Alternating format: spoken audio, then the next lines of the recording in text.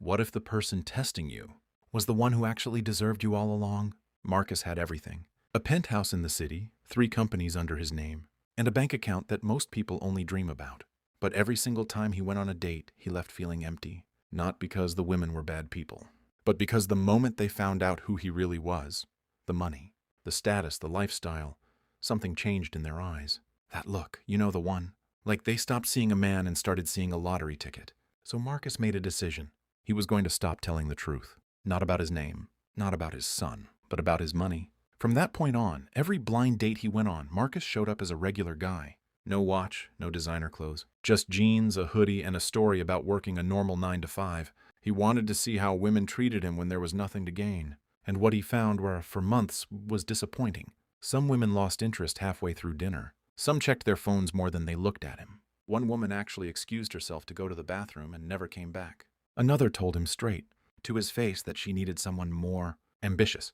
That one stung, because Marcus was running 3 businesses, but she didn't know that. All she saw was a guy in a hoodie who ordered the cheapest thing on the menu. It was lonely. And the worst part, he couldn't even explain why. He couldn't say, "Hey, actually I'm testing you," because then the test would be ruined. So he just kept going. Date after date. Disappointment after disappointment. His friends told him to just be honest. His sister told him he was being ridiculous. But Marcus knew something they didn't. He had a son to think about. His boy Eli was 7 years old. Bright kid. Funny. Loved dinosaurs and hated vegetables, which Marcus said was completely reasonable. After Eli's mom left when Eli was 2, Marcus had raised him alone. And he had done it well. But Eli kept asking questions. Questions like, "Dad, why don't I have a mom?" And "Is it because we're not good enough?" That last one broke Marcus in half. Because Eli was more than good enough. They both were. So Marcus wasn't just looking for someone for himself. He was looking for someone who would be good for Eli too. Someone real. Someone who didn't want the lifestyle, but wanted the life. And then came a Thursday night in February. Marcus had agreed to one last date. He had already decided this was going to be the final one. He was done with the whole experiment. He picked a small restaurant. Not fancy, just warm and quiet.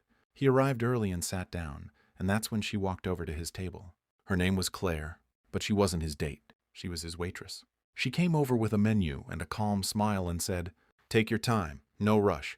That was it. No performance. No trying to impress. Just a normal human thing to say. Marcus noticed it immediately because it was so different from what he was used to.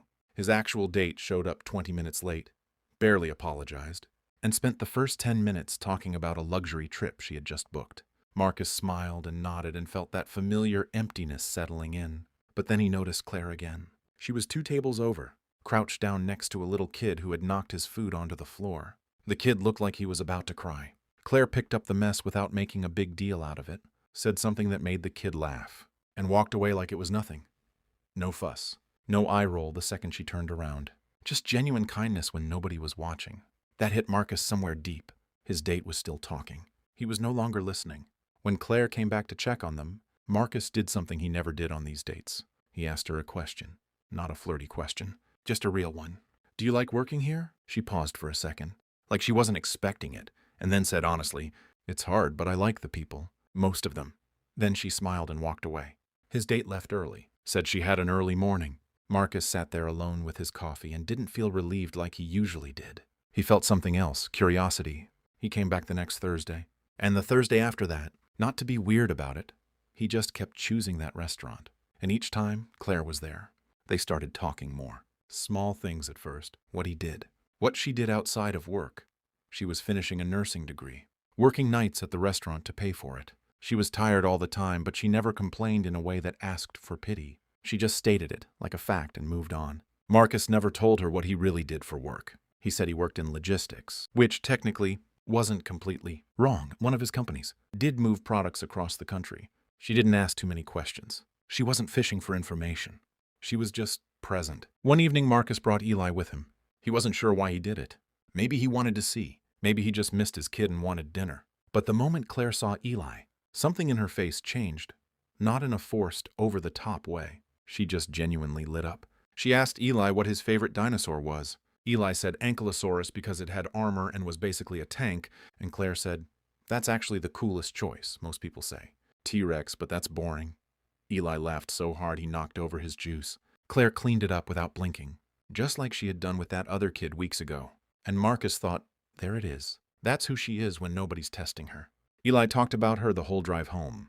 Dad, she was really nice. Like actually nice, not fake nice. Marcus kept his eyes on the road and said nothing. But he was smiling. A few weeks later, Marcus told her the truth. All of it. The companies. The penthouse. The fake logistics story. The whole experiment. He sat across from her at a table in that same small restaurant and just laid it out. He said he was sorry for not being up front. He said she didn't have to react well to it, but he needed her to know who he actually was. Claire was quiet for a long moment. Then she said, "So you were broke this whole time?" Marcus blinked. "No, I just said I have 3 companies." "I know," she said. "I'm joking." Then she looked at him and said, "You know what's funny? I actually liked you more when I thought you worked in logistics." And Marcus understood exactly what she meant by that, because it meant she liked him for the hoodie guy. The man who showed up early, asked real questions, and brought his son to dinner. Not the bank account, not the penthouse. Him. They took it slow after that. No grand gestures. No trying to impress each other. Just dinners and Eli's dinosaur facts, and Claire finishing her nursing degree while Marcus quietly made sure she never had to worry about tuition again. Not because she asked, but because he could. And she deserved to finish what she started. The thing Marcus learned through all of it, through every disappointing date, every empty conversation, every woman who walked out early, was that the right person doesn't change when they find out what you have. The right person was already treating you right when they thought you had nothing. And sometimes the test you're running on everyone else ends up showing you exactly who you are too. If this story hit different, the next one on your screen right now will too. Don't let it end here.